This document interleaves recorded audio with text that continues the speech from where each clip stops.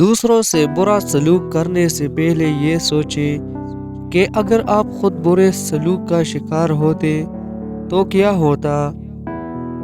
کتابیں خیالات کی جنگ میں ہتھیاروں کا کام دیتی ہے۔ محبت ان سے رکھو جو نیکی کر کے فراموش کر دیتے ہیں اور کوئی قصور دیکھے تو معاف کر دیتے ہیں۔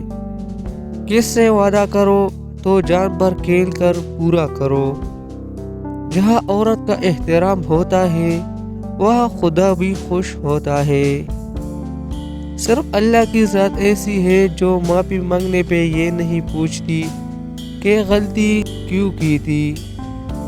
دل ایک آئینہ ہے، اگر وہ بدی سے پاک ہے تو اس میں خدا بھی نظر آ سکتا ہے۔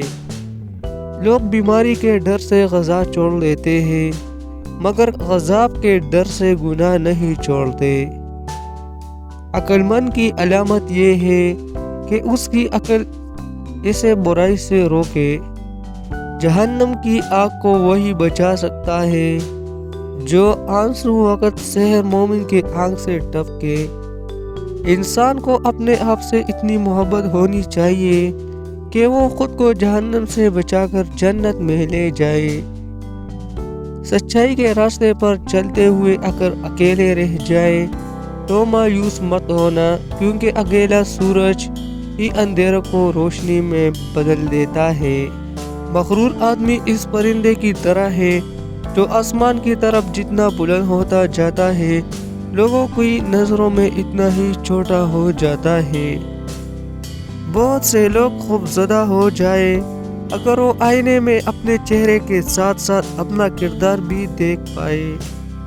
کچھ لوگوں کی مثال اس قلم جیسی ہے، انہیں دل کے اوپر بھی جگہ دے تو پھر بھی سیاہی کی طرح نقصان دیتے ہیں۔ لوگوں پر مصیبتیں پڑتی ہیں تو ان کے اپنے کرتوتوں سے پڑتی ہے۔ خدا تعالیٰ تو ہمارے بہت سے قصور کو درگزر فرماتا ہے۔ کچھ لوگ جدھر کی ہوا دیکھتے ہیں ادھر ہی چل پڑتے ہیں، حالانکہ یہ کام انسانوں کا نہیں گلیوں میں پڑے کچرے کا ہے۔ خاموشی کو سمجھنا سیکھو، کیونکہ ٹوٹے ہوئے لوگ لفظوں کا استعمال نہیں کرتے۔ مزید اچھی ویڈیوز دیکھنے کے لیے ہمارے چینل کو سبسکرائب کریں۔ دعاؤں میں یاد رکھیں۔ شکریہ۔